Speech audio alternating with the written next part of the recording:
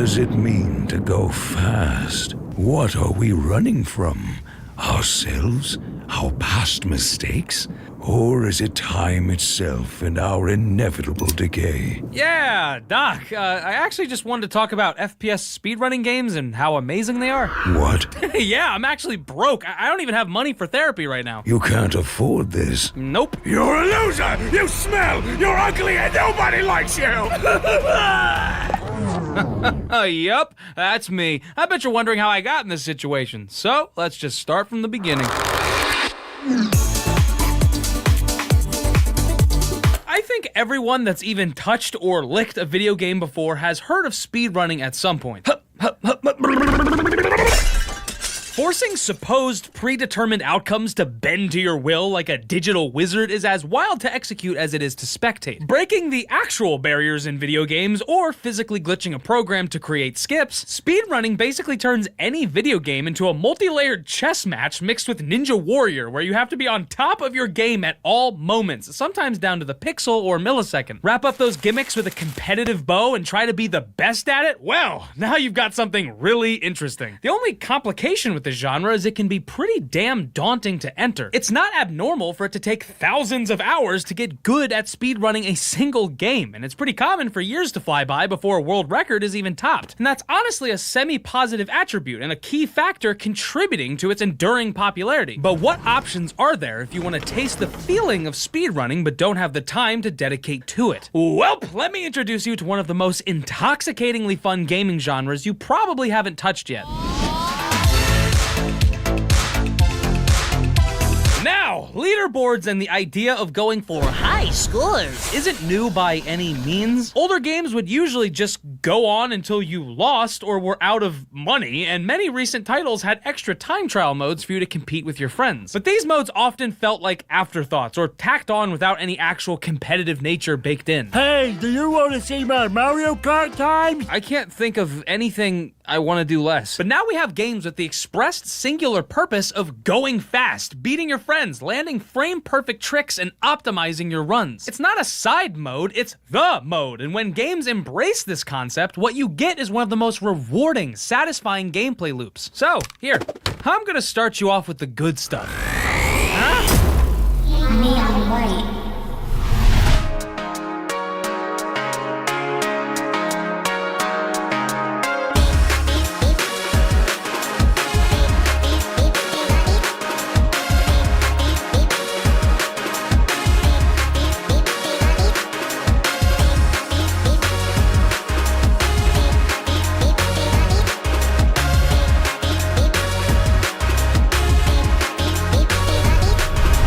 If Neon White didn't come out the same year as Elden Ring and God of War Ragnarok, it would have been my game of the year by far. And what's shocking to say is it was still insanely hard to choose between the three. This game is a masterpiece, aside from the extremely cringy anime dialogue that makes me want to speedrun my own death. You're so lucky you don't have big boobs, White. They get it the worst.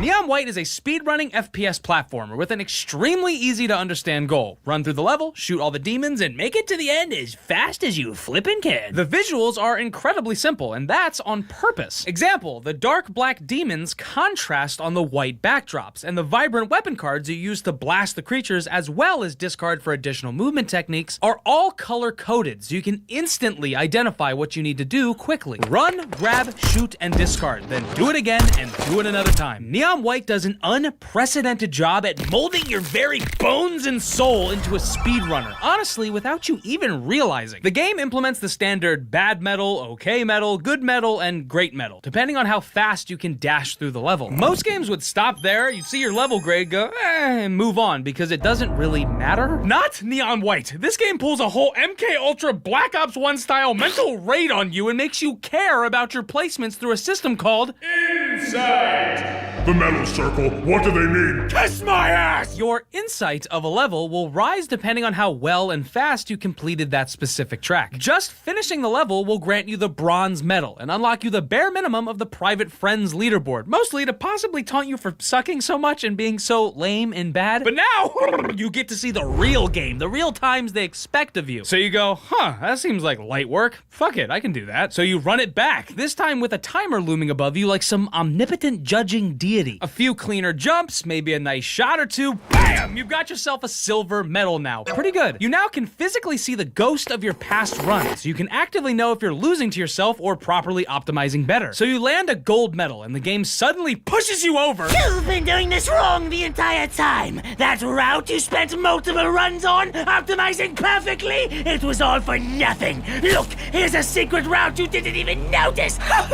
A gold medal unlocks a clever optional route that you probably missed before, making you slap your forehead and feel like only now are you even starting your first real try. So you do it. You take the new shortcut and you blast the baddies and you land yourself a new shiny ace medal. Now you can see the global leaderboards.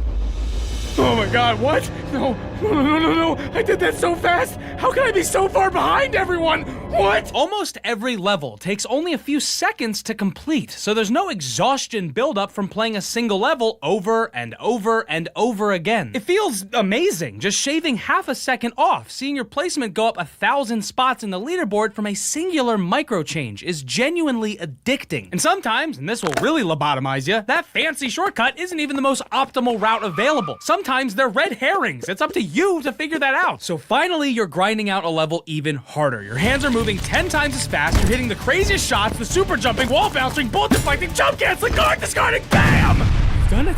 You've actually done it. Your hands are still smoldering from the ashes of a perfect run. And there it is, the secret 5th medal you didn't know existed, the hidden red medal.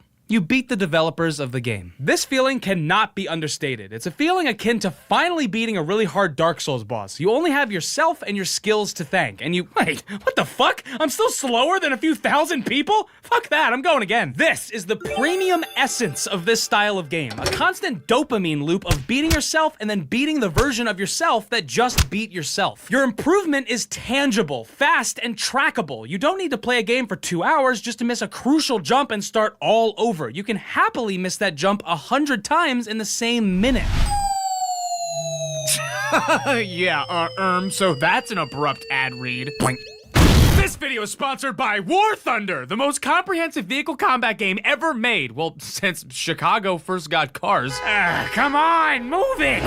With over 2,500 tanks, planes, helicopters, ships, biplanes, and armored cars ranging from the dang 1920s to fighter jets and modern battle tanks. And I love that there's no typical hit point system. Every vehicle is meticulously, ridiculously modeled, from the engines, fuel tanks, down to the damn screws. If you are an enemy, get blown the hell up, you'll get a detailed, realistic X-ray view of the carnage, so you can feel bad when you see the exact crack where the shell pierced you and got your ass. So hop on and join a genuinely massive community of over 70 million players. Dope PvP battles, insanely in-depth vehicle customization, and gorgeous, realistic visuals that run buttery smooth, because the game is stupidly optimized. So check my link below or my pinned comment to play for free, and for a limited time, new and returning players that haven't played in 6 months will also receive a massive bonus pack featuring premium vehicles, exclusive decorators, and more. So thanks again, guys. Sponsors like this allow animators like us to buy food. Yay, back to the video. So as you can probably guess, after putting 60 hours into Neon White and beating the devs on every single course in the entire game, I was fiending for more like a cannibal that just tried human for the first time. Wow, this is this is scrumptious, okay? I'm starting to see the appeal. So I picked up a little title called Lovely Planet, and it's an intense, ball-busting, vein-popping, adrenaline-rising, first-person shooter gun ballet! I was blown away at how... Fuck! I didn't get 3 stars! That's fun, cute, simple, and sometimes shockingly satisfying. And it's the same deal here. Blast all the demon cubes, or apples, and make it to the end. But I was still hungry. I yearned for something more! Something with meat and gristle!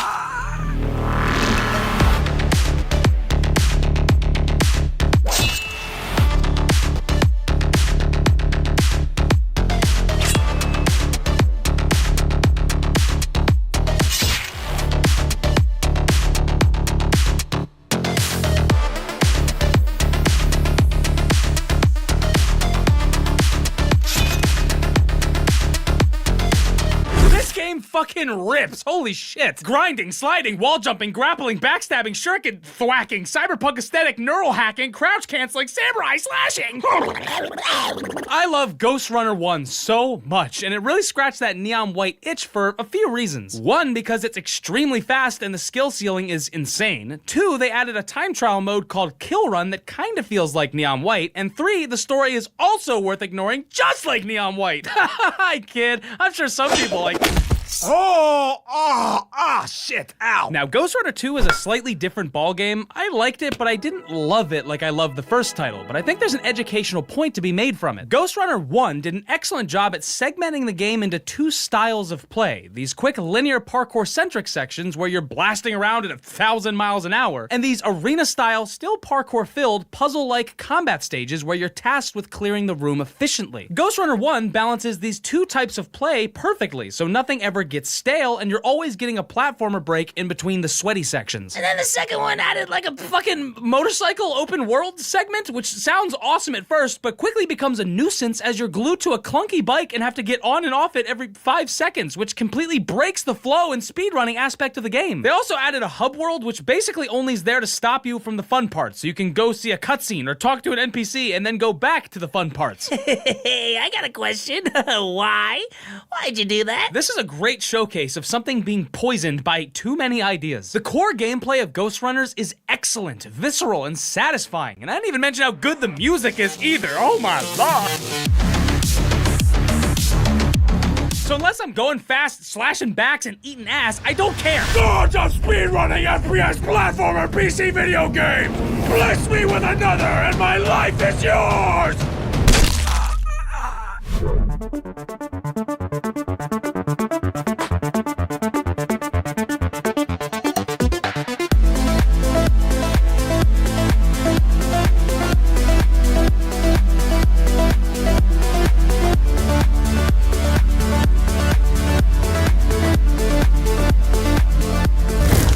Bastards is an insanely fun speedrunning indie game about being trapped in hell, and the only way to escape is through drop-kicking every single dang thing in sight. It came out earlier this year, and I firmly believe you should check it out, not only because it's criminally underrated, but also because it's just an insanely fun FPK, first-person kicker, with all the fat trimmed off. Run fast! Break ribs! The way your character warps into an enemy to shatter their bones instantly is hilarious and satisfying. Even the goal is just a pseudo-boss-like enemy that you instantly kill with a single dropkick. Same deal as the others here. Go as fast as possible, slay some or all of the ghouls in the level, and make it to the end. The unique difference here is there isn't a cap on how fast you can go.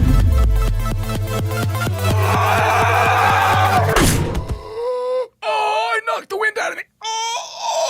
You can kick off the walls, floor, and parkour everywhere to gain momentum until you're phasing out of existence or skipping levels entirely. It's fucking awesome. Later on, your leg even becomes a grappling hook, and everyone likes grappling hooks, right? This is a segment.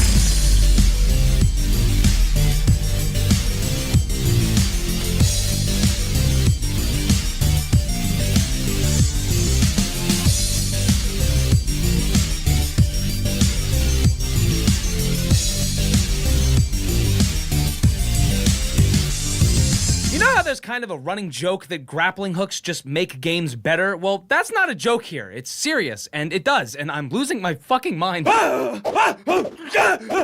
Landing frame-perfect, momentum-based Tron Spider-Man zip-and zaps is so goddamn fun. And like Neon White, everything is wonderfully color-coded, so even when you're going a shit billion miles an hour, you can still identify what's grabbable, what's not, what will kill you, and what you'll have to kill. My hands are shaking, but I'm still swinging, and I'm still hitting cubes. I'm like, oh shit, damn it. It even saves everyone's best replays, so if you're stuck, you can learn organically through the community and see how you're getting your ass kicked. Or you can just watch in awe as you realize you can never do any of this insane shit. What the hell? Are you kidding me? So, the takeaway here is there's a lot of flavors in the genre, but they all have a unifying goal and game feel to them. I'm even told that there's speedrunning platformer games in VR. That sounds pretty...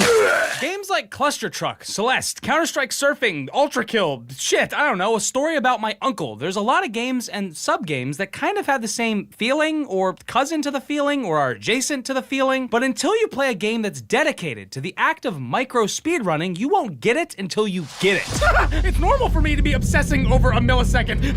I'm fine. I'm doing well. My brain is normal. I can be trusted with the Wi-Fi. So, I don't know, I really think this genre of game is special and overlooked. Your achievements in these titles are palpable. Your progress is satisfying. Speedrunning is an awesome thing, and these games are such a nice way to enter into the field and focus on nailing tiny little things like jumps, skips, and perfect shots. And when it all comes together and you feel deep in your chest that you just did a perfect run, you're gonna feel something special that can't be described until you experience it. Are you still unable to pay for this? Yeah.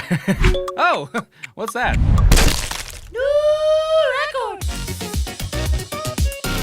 Just want to give another quick shout out to War Thunder for sponsoring this one. Check them out, guys.